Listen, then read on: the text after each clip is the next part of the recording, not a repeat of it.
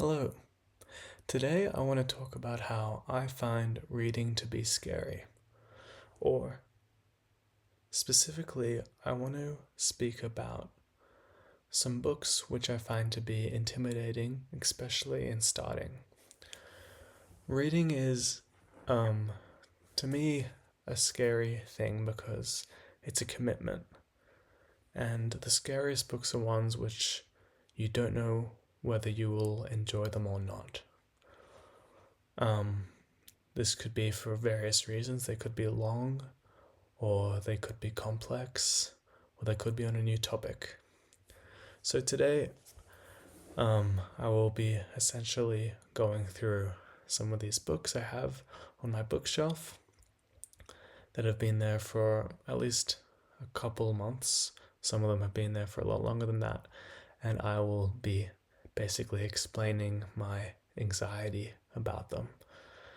I got this idea from many other people who have done kind of shameless. So I've chosen books which I feel a little, not shameful, but more scared about. There are books on that bookshelf which I haven't read, which I haven't attempted to read, which for some reason I do not feel this kind of fear about. This may be because I'm more confident in them. I have read books associated with them, or I've read books like them, so I know I can read books like them, whereas these ones are a little bit more out of my wheelhouse. Cool. Let's begin. First we have The Count of Monte Cristo by Dumas. Plain and simple, the reason why I've included this book, this massive tome, is because of its size. This vintage edition comes up to be, about 1,462 pages. It's got very generous font. So I know that usually it's around like the 1,300 mark. I'm pretty sure, but I'm not too sure. I don't feel noticeably fearful about trying to kind of jump into this journey. I've heard it's actually quite accessible as a kind of like classic. But it's just the sheer size. The longest book I've read is about 800 pages. And that's that was a one-time thing, and I've mostly read around the 200 to 400 page mark. So needless to say, this book is just on here because of the size, and I just don't know if I have a period of time where I do want to read it. I don't even know if it's the type of thing I even want to dedicate that amount of time to, even though I've heard it's so amazing.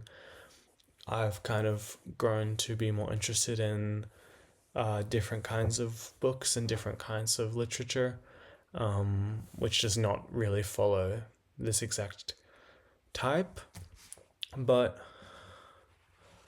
something still draws it to me. Everyone who I've seen read it have said it is a really wonderful book, and the characters are just amazing. So we'll see. We'll see if I get around to it. I did buy it secondhand, so I didn't spend that much money on it. So yeah, Count of Monte Cristo. Great. The next book is Voss by Patrick White. It's another vintage edition. So if you don't know, maybe you do.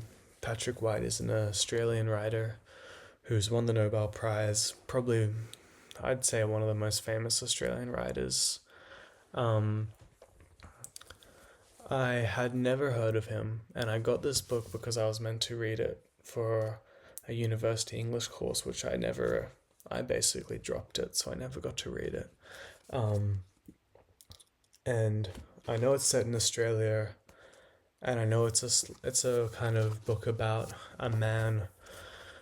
I think it's a love story, but I think there's like these famous descriptions of the Australian um, uh, outback and landscape and stuff like that. And I think it's kind of a, correct me if I'm wrong. I think it's kind of a man versus nature type of book. Um, this one is not as long as A Count of Monte Cristo. It's about, you know, 450 pages. Essentially, why I'm a little fearful about it is because the people who have read Patrick White around me say that Voss is a notoriously dense book, and it's quite challenging. I also am always slightly sensitive to older Australian classics for their depictions of First Nations people and the kind of land itself. But I don't really know. I'm not really knowledgeable. So um, I've heard. I think Patrick White has another book, which I probably would be more interested in. I think it's called The Twyborn Affair, which involves. I know it involves a gender change of some sort. So I'd probably be more interested in that book, but I've been told to read Voss first as a kind of introduction, but I have heard it's quite challenging. And yeah, I don't know. It's not, it's unlike Count of Monte Cristo, it's not the length, but more of its density as well as a kind of apprehension to Australian classics, if that makes sense. But I don't know, something about it still does make me want to read it. It's meant to be kind of a work of genius, so we'll see. We'll see. We'll see if I get around to it. Okay. Now, the next one is quite a different case again, as I have read. Oh, I've read more than half of it, and that is, of course, The Brothers Karamazov by Dostoevsky. So essentially, I mean, you guys have everyone has heard of this book, The Brothers Karamazov. I've read, let's see where I dropped off at. I got to page 500. I remember I'm up to the point of the book where the kind of central famous plot actually is kicking off. And that is where I've chosen to drop it. And I haven't read this book in a couple months now. Yeah. So essentially, there's lots of fear around this book as basically the amount of work I put into it. Look at all these tags, these horrible tags I've put in. And all this analysis I've put into this book, and I've dropped it. And the reason I've dropped it is because I was not finding it that interesting, I guess. So the reason why this is such an absolute classic is because of its kind of exploration of faith within this Russian context and this kind of Russian religious culture, I guess. And this is my grandma's copy actually. She's a massive Dostoevsky. She loves him. And this is my first ever Dostoevsky book. I probably will be more inclined to some of his shorter ones. I basically didn't really care for this one.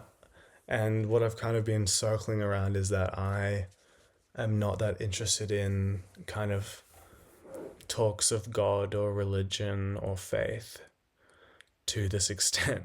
I found the characters to be extremely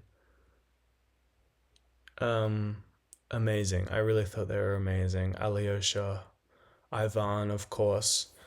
You through like 500 pages, you grow really attached to these people, but just the kind of, and I'm sure it's amazing, if you interested in faith or God, but simply I didn't grow up religious.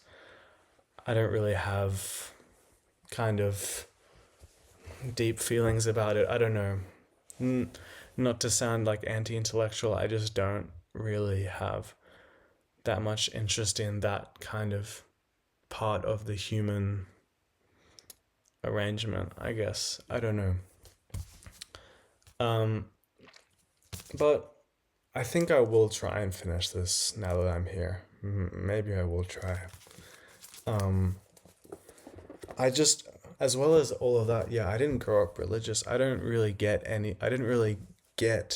of these kind of um, underlining kind of um, theological themes, you know? So they didn't really ring as true to me. But still, you know, you do fall in love with Alyosha. I've really found that, even as an atheist myself, but who kind of thinks more like Ivan, I think. But still, I don't know. I will see. I will see. And I might try and read some of his other shorter work, which isn't as focused on faith. And we'll see how we go. Yes, the brothers Karamazov. Okay, so we have just finished the fiction section, and now I will move on to my non-fiction fear reads. Um, so now that I'm looking at this pile, I've noticed that essentially, um, they could be characterized by a certain fear, which is my inexperience with the Western philosophy canon. So most of these books are basically post-structural or postmodern, and they are directly, not direct, or yeah, I guess directly or in conversation or in critique with these earlier canon guys, you know, which I haven't read. I'm not a philosophy student.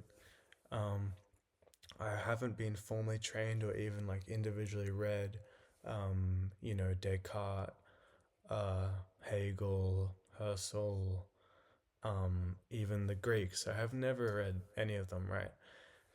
And so lots of philosophy kind of haunts me because it's like I go in there and I go in, I try to read, and they are kind of a couple hundred years already into the conversation, and they've already revolved and turned to a point where I haven't yet.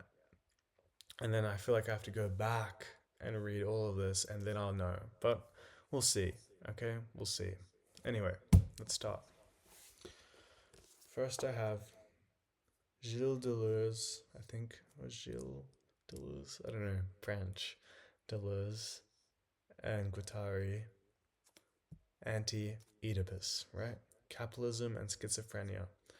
So, um, I've only really heard of Deleuze in kind of reference to Foucault, right? Foucault, I am a sociology student slash gender studies student, so Foucault is quite familiar to me. I'm actually reading Discipline and Punish as we speak.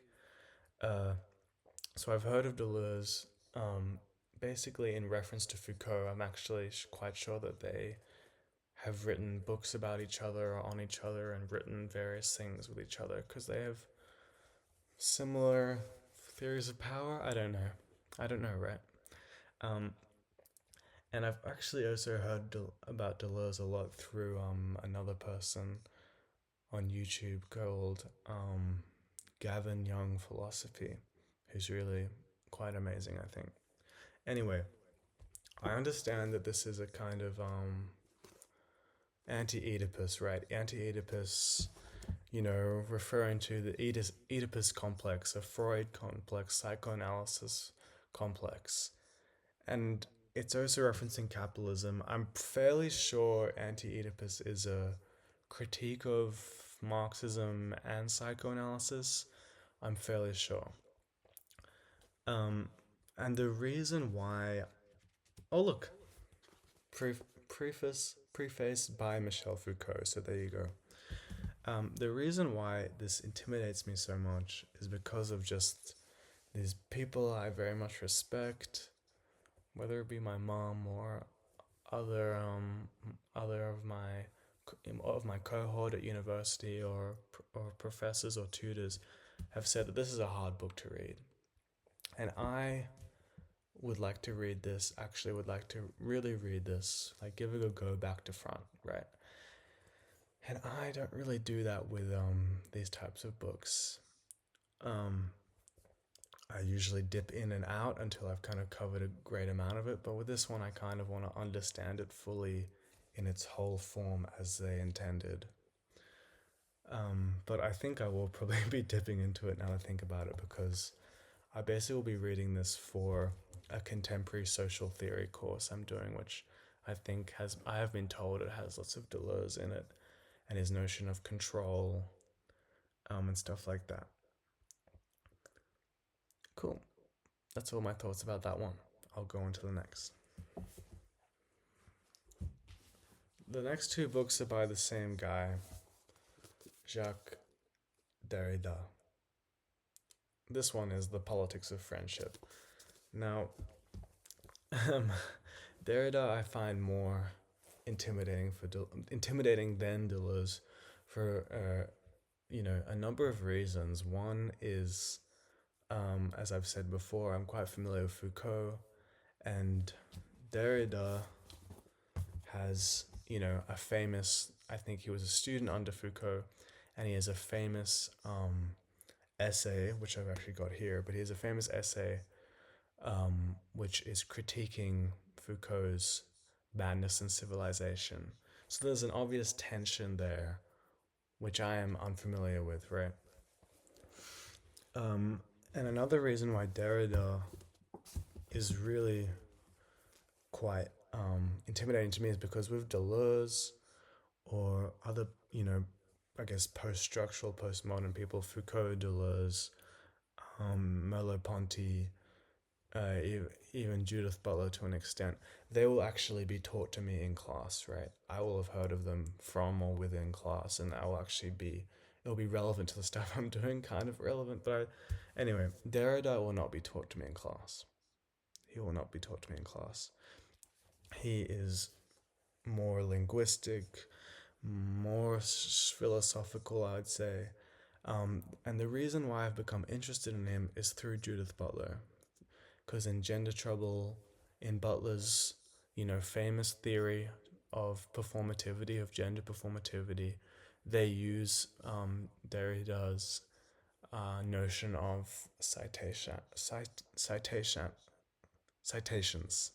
or citationality, I think. So that's why I kind of think, that's why it got in my brain, and I was like, I should read him, right? And so The Politics of Friendship, I think, is about, friendship, right? But in any case, here on the back, Derrida has never written more illuminately on Aristotle, Nietzsche, and Heidegger than he does here, right? And the thing is, with Derrida, as I've found, Derrida writes a lot about other people. He writes about Nietzsche, Freud, Aristotle, and I haven't read those guys. So it's really, really hard. It's also hard because Derrida is extremely interested in language, right? And in normative language and in deconstructing kind of language. So he kind of critiques structuralists like Levi-Strauss as well. And it's hard because I haven't read any of the people he's critiquing. So I can't really, I can only look at his critique and the kind of abstract theory he brings from that. I can't look at the other person and go, oh, okay, this person says this and Derrida is critiquing them because of this. I can't even do that. on top of everything, Derrida is very hard to read because Derrida is, you know, literally critiquing language and how language works, so it's very hard to read. With that, we'll go to Derrida's Writing Indifference. Now, this was for me, I thought this was going to be my big, introduction to Derrida. And I've actually, look, we've got to the Foucault critique essay, and I've actually read the first essay, Force and Signification, right? Signification. So I've actually read the first essay, Writing Indifference. It's called Writing Indifference. Writing Indifference is essentially a series of essays by Derrida, which kind of is meant to encapsulate his work from, I can't remember. I think basically the 1960s or late 1950s, early 1960s. And these works are all based on him reading kind of other people's famous texts, like Foucault. Off the top of my head, I can think of Foucault, Freud, and the first one I read, which is called Force and Signification. Signification is on a guy, like a literary critic's kind of he's a structuralist, right? Anyway, my point about Derrida is he talks a lot about other people who I have not read yet. That's why he is so hard for me. I just feel kind of late to the conversation, late to a conversation which has been kind of turning and whirling for years upon end, and I'm just now going in there with one person's attribution.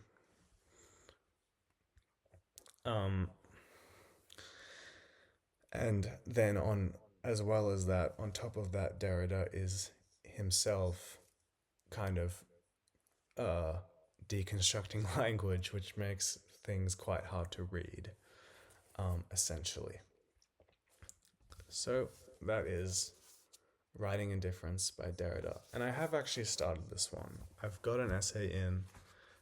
It was very hard, probably the hardest read I've ever had to do. I did it over like 5 days, and it was like 30 pages.